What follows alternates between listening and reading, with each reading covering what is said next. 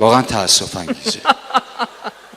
میگو با دوستم داشتیم تو خیابون میرفتیم، زده بود 10 جلسه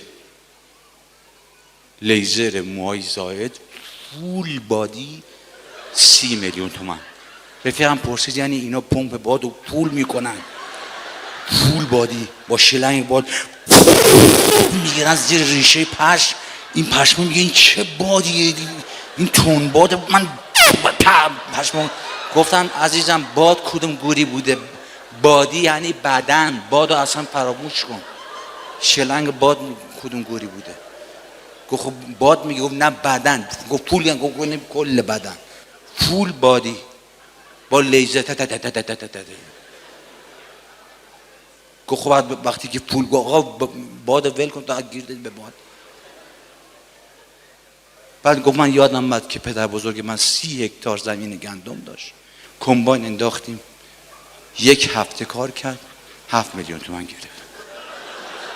یعنی قیمت گندم از پشت کندر از من بود.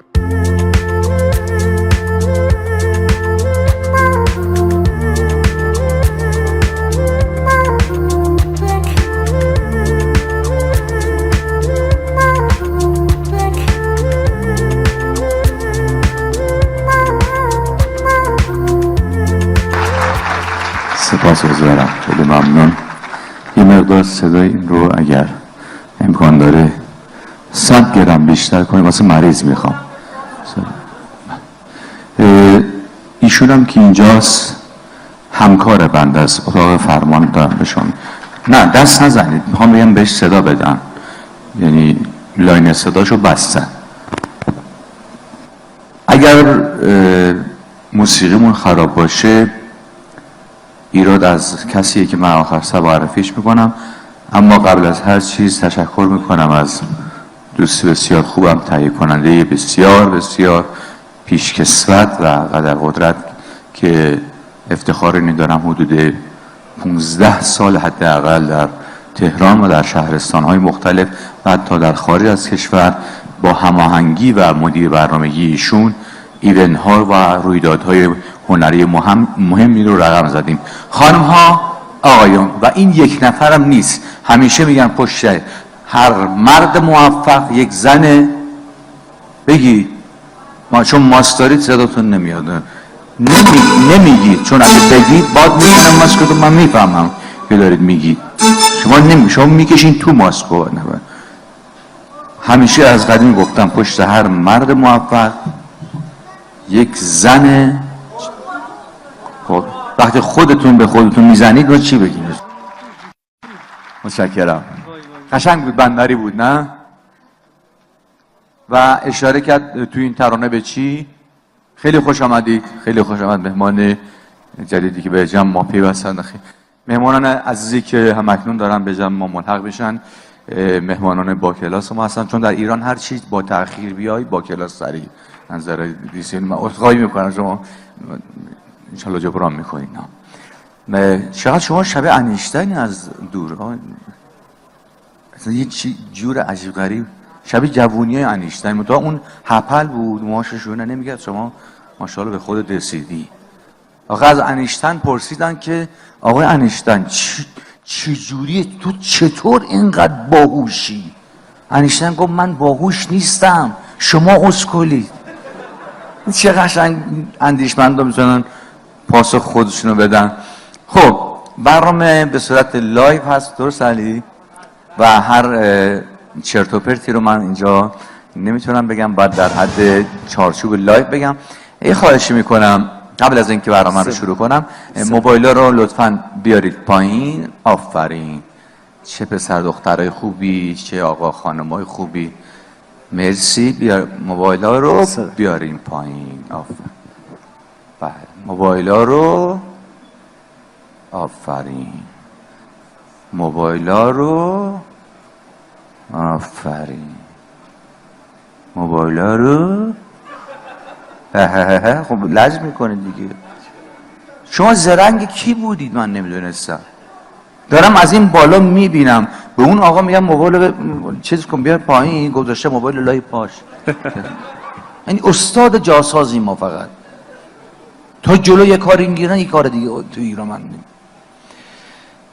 این روز بزرگ رو به شما تبریک میگم، به همه پدرهای مهربان ایرانی و تقاضایی که دارم به رسم قدردانی و تشکر از زحمات بی‌شائبه پدرهای دلسوز همه دنیا یه دست جهانی بزنیم. پدر یک فرشته است که همیشه نام فرشته را برای مادر اطلاق کردن و این هم خالی از لطف نیست و درسته، اما پدر فرشته است که کمتر به او توجه شد، اما بار زندگی و سختی ها و مرارت ها و مشقت های زندگی همیشه بر دوش پدر بوده. به افتخار و سلامتی اون پدری که نه دیگه دست نزنید، لوس نشید دیگه، هر وقت من گفتم دست بزنید. به افتخار و سلامتی اون پدری که یخچال خونش خالی بود، مثل شما متمولین یخچال خونش پر نبود، یخچال خونش خالی بود، پسر بچه‌ای داشت 13-14 ساله. ببین بچه به سن و سال نیست، فهم ببین کجاست.